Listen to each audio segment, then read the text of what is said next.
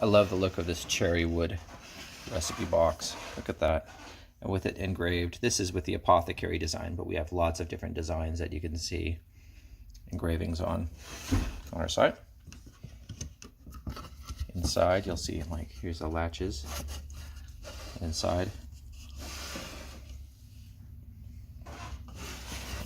See, this is a box it's more expensive because it's made in America and it's just a really high quality standard. But you can see you're getting what you pay for. This is a recipe box that will last a long, long time. And I personally think it looks nice with wood tab dividers. We manufacture these dividers, but there's lots of wood divider options to choose from.